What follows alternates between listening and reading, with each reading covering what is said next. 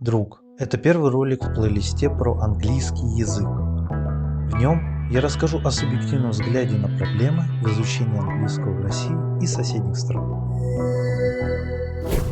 Низкий спрос на владение английским в быту. Центральная проблема в изучении всех иностранных языков, и в частности английского, заключается в том, что обычные люди мало контактируют с иностранцами и англоязычным контентом. Бывшие советские республики до сих пор не настолько посещаемы англоговорящими иностранцами и бизнес-партнерами, как Сингапур, Великобритания или США. Нужды для того, чтобы знать язык долгие годы после школы просто нет. Также можно добавить, что только самые проактивные и высококлассные специалисты наших стран могут устроиться на работу в развитые страны, так как система высшего образования у нас не очень современна и востребована за рубежом. Трудно найти примеры массового найма наших выпускников в топовые компании США и Европы. Бизнес в России почти не ориентирован на англоговорящего пользователя, и наши сервисы работают чаще всего лишь с внутренним пользователем. А ради справедливости отмечу, что на рынке труда знание языка, конечно же, будет бонусом к резюме любого сотрудника. Массового требования работодателей по знанию языка нет до сих пор, а прибавка к зарплате часто бывает крайне незначительной и не соответствует усилиям, затраченным на изучение языка.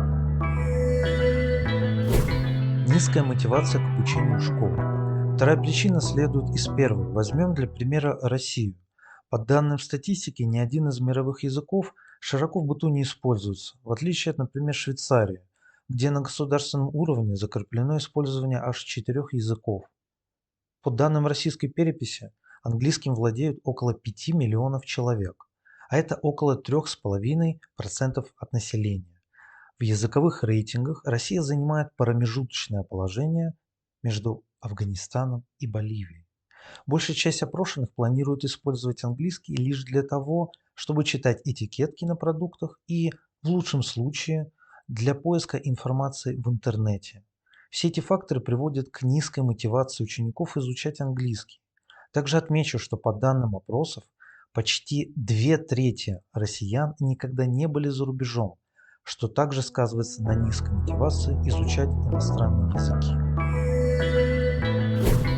Малое количество англоязычного контента. В странах СНГ наблюдается крайне малое количество англоязычного контента. На телевидении практически не найти кино и телепередач, мультфильмов с английскими субтитрами. Аналогичная ситуация в кинопрокате.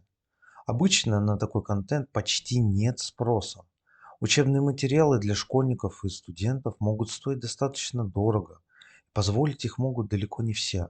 Только материалы в сети, которые нужно специально искать, делают изучение языка более доступным. Малая нагрузка, зарплата и устаревшие методики. Рассмотрим негативные факторы, которые тормозят изучение английского.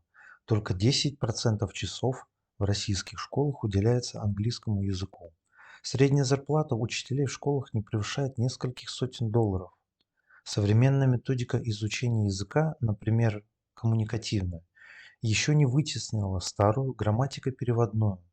Высокий средний возраст учителей и их консерватизм сильно снижает эффективность обучения языку. Характерной особенностью постсоветских школ является фиксация на ошибках учеников и всяческое порицание их за совершенные недочеты.